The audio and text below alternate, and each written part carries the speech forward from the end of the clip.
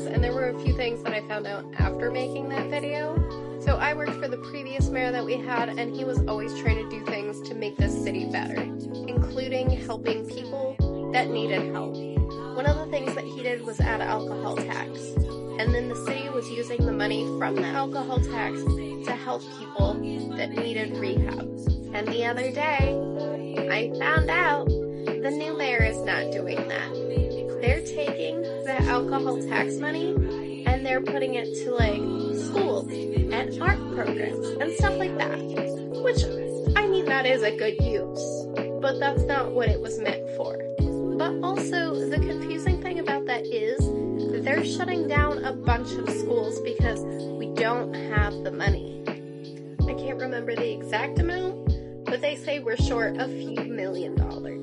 I just want to know how you get that short, because when I worked there, it was like some money came from big government and trickled down, and then some money came from internal things and went to the proper places. So how are we so short on money for education that he has to steal the money that was meant to help alcoholics?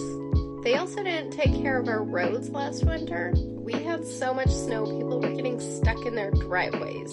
On my neighborhood, we only had one snowplow come through the entire season. After that, my neighbor had to plow the roads. So how are we missing all of that money too? Because I don't remember a lot of big road projects through the summer that would have taken away all that money.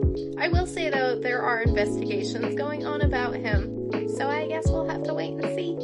Alright, so my numbers were way off. Somehow we are short $68 million.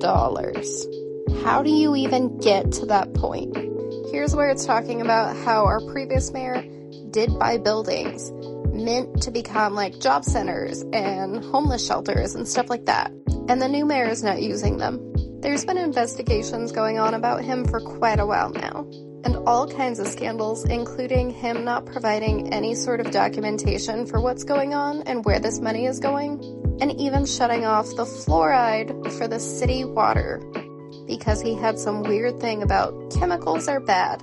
Okay, but those clean the things that could kill us out of the water.